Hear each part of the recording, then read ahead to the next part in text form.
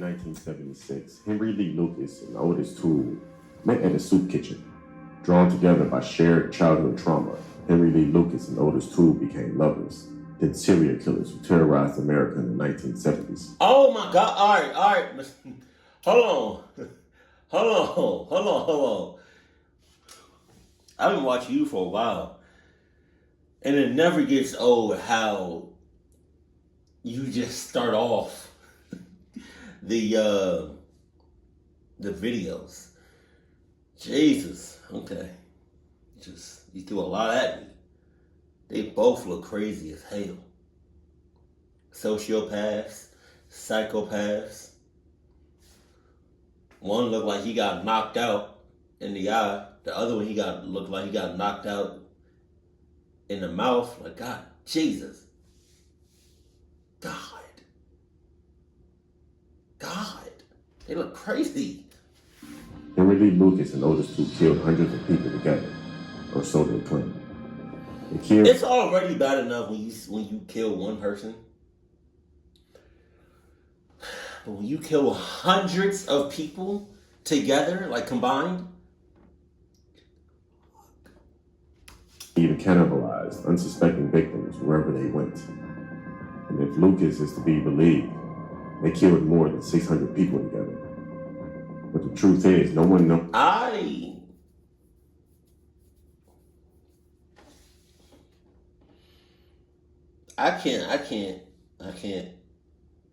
can't process that. They killed over 600 people altogether. I can't process that. It's like killing for them is probably like what it is to like walk or to breathe. You know, you don't really think about it. You just do it. Oh my God. It'd be a great movie though. How many people Lucas and Toole killed. After their arrest, people were eager to hear them confess to countless murders, which helped them close a number of unsolved cases. It was said that these two were lying, but within those lies stood a lot of truth. The truth is that they were ruthless and violent, and their actions are what inspired the movie Henry, Portrait of a Serial Killer. Whoa!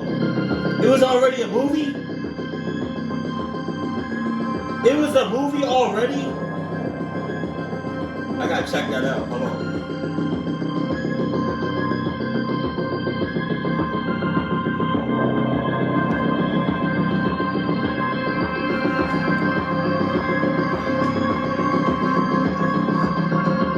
God damn!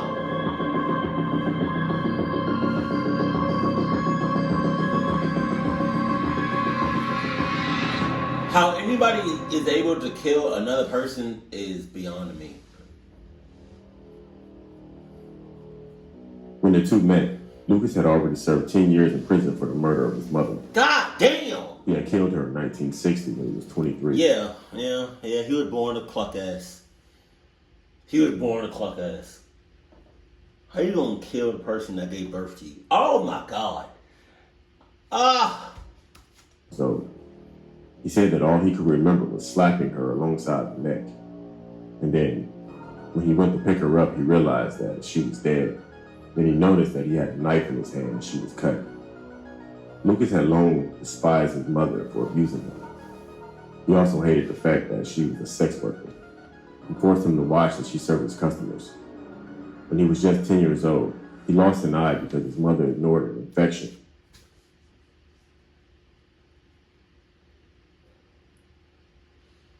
I know these two men met or got close because of trauma.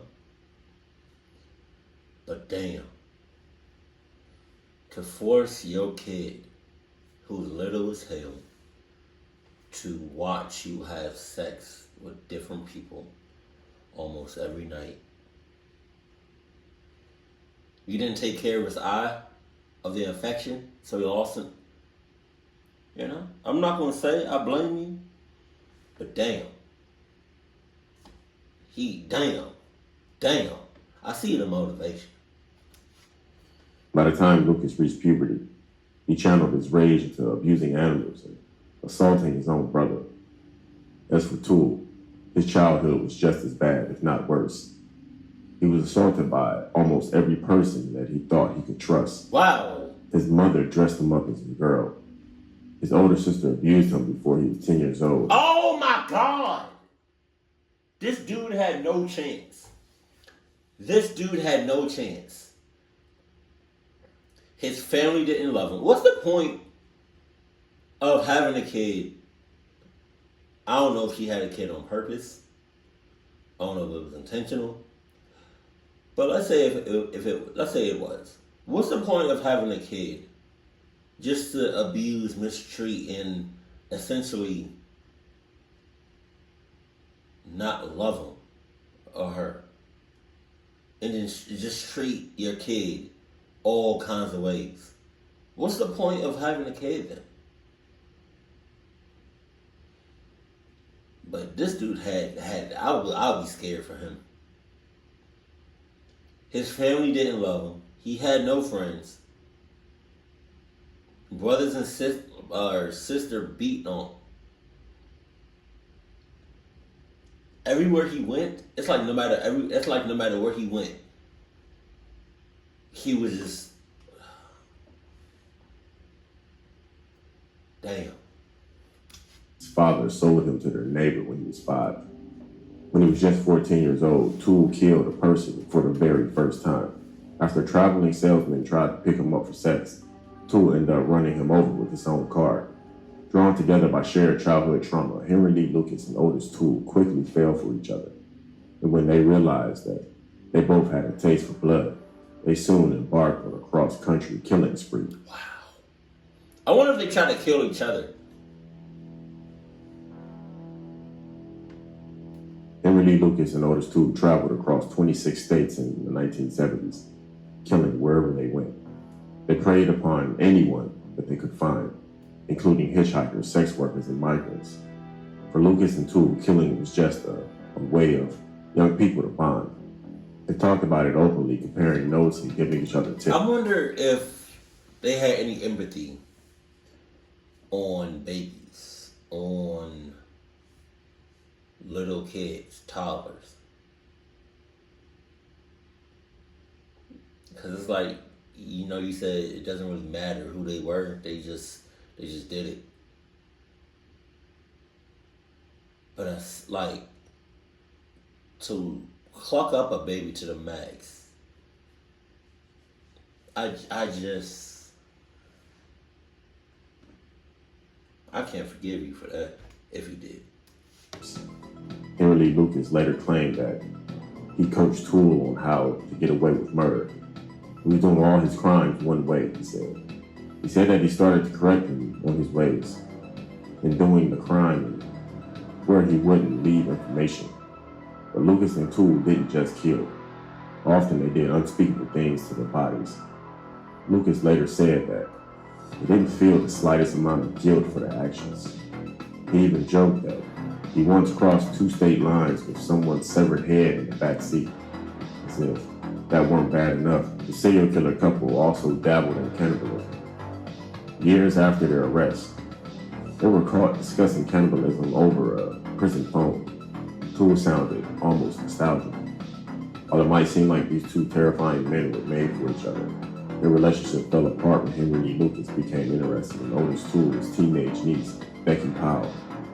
Lucas later said that he liked having someone to look up to him, so he ran off with her and left Toole alone. What? Toole was so upset that he allegedly killed 9 people just to blow off some steam. But Henry Lee Lucas and Becky Powell didn't make it very far.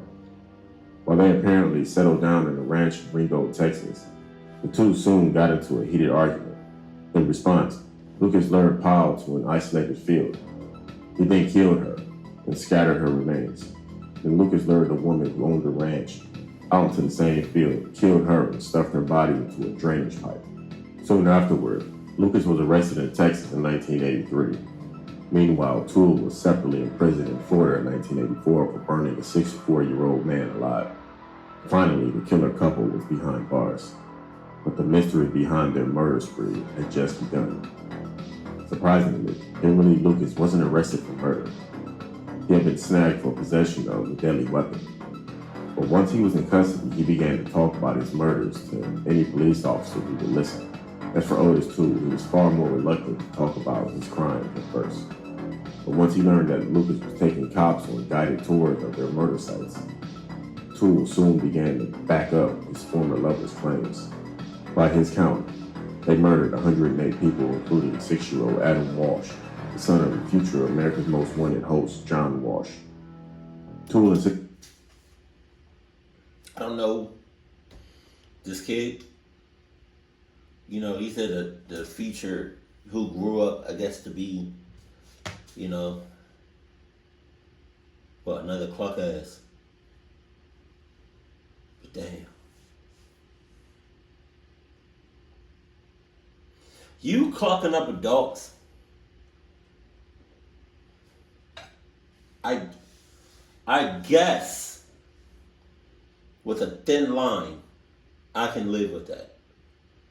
But when you start coming after kids and babies, all right. that he was the young boy's murderer. He even argued with the police when they doubted his claims. He told them, "Oh no, I killed him. There's no doubt about that." According to Toole, he had snatched the child from the Sears parking lot in 1981. Toole drove around with the boy's head in the car for so long that he forgot it was in there. When he later realized that it was there, he simply tossed it into a canal. Wow. Walsh was perhaps one of the most well-known victims killed by Toole or Lucas, since his murder would result in new child protective laws and his father getting into television and criminal justice. Meanwhile, Henry Lee Lucas readily confessed to more than 600 murders, but he had his own motivations for doing so, far beyond bringing the truth to light. And as Lucas would later admit, confessing the crimes won him extra privileges. The police would often drive him out to the scene of the crime and even let him get fast food on the way. For a man who had already been sentenced to death row, confessing to murder upon murder was just a way of spending some time outside. For a long time, police took Henry Lee Lucas and Otis Toole at their word. Lucas' confessions were so plentiful that they led the Texas Rangers to establish the Henry Lee Lucas Task Force, assigned to oversee his crimes. In turn, Lucas offered the Rangers grisly details of every single murder he confessed to. He even drew detailed pictures of his alleged victims, much like another prolific killer named Samuel Little. Eerily, Lucas's pictures were so precise that they even included eye color. But then his confessions began to slowly unravel. DNA testing began to contradict some of his stories. And on top of that, Lucas didn't offer much hard evidence to back up his increasingly far-fetched tales. It was later revealed that some members of the task force assigned to him secretly provided him with evidence and asked him leading questions in an attempt to get more confessions. That said, some Texas Rangers remained convinced that he was telling the truth about at least some of the murders. Lucas himself admitted to exaggerating and making up stories, given Lucas' habits of lying. It's impossible to know what his real body count was. The same goes for Otis Toole. A 2019 Netflix docuseries called The Confession Killer tried to get a little closer to the truth, but to this day, no one is exactly sure how many people Henry Lee Lucas and Otis Toole killed. There's no telling how much of Henry Lee Lucas and Otis Toole's story is true. To this day, many people are still trying to get to the bottom of this twisted, bizarre story. Other than the Confession Killer docuseries, 2 other documentaries and 4 films have been made about this case. 4 films? Including what we're talking about now, Henry, Portrait of a Serial Killer. But the real numbers may never be known about Henry Lee Lucas and Otis Toole. Again, their actions inspired Henry, Portrait of a Serial Killer. I don't think... What I feel. Where's your father? He died in 1951, double pneumonia and being drunk. What was his name? Anderson. Anderson, Lucas. Lucas. And your mother's name? Viola. She died in 60. We got in a fight and she got killed. We got in a fight and she got killed. We got in a fight and she got killed. in a fight and she got killed.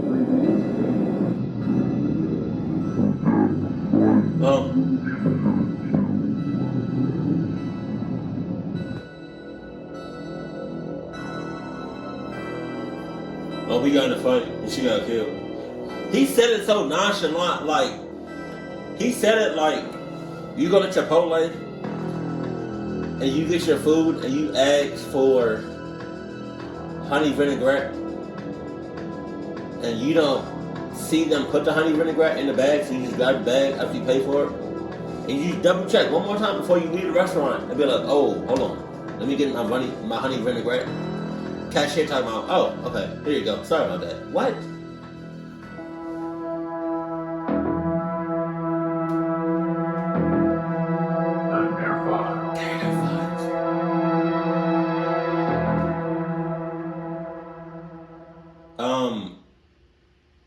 Serial killers, right? I feel like when it comes down to like when it comes down to like their body count, and it's like 5, 10, 20, maybe 30. You can probably like, get fingerprints, DNA, all kinds of shit to match up to make sure that the person that said that they committed these crimes, these 30 kills, his DNA matches. He was right about that. But I feel like ain't no way, unless you got every single person you killed lined up somewhere, it would be damn near impossible to match up 600 dead bodies, over 600 dead bodies, to one person, to two people. That's a lot of people. That's crazy. Yeah. Because you can forget about, like, if they decomposed, if they in acid, if they drowned in the ocean, if they burned on fire. Like, I feel like there's a lot of ways of getting rid of a body successfully so it doesn't trace back to you. But unless you have them lined up, intact, yeah, you're not about to link up 600 bodies to two people. You're not going to do that. That's dead. That's tough. You spend a lifetime trying to do that. And I don't got time for that. Keep it cool. Keep it classy. Yeah, and also, you can't really,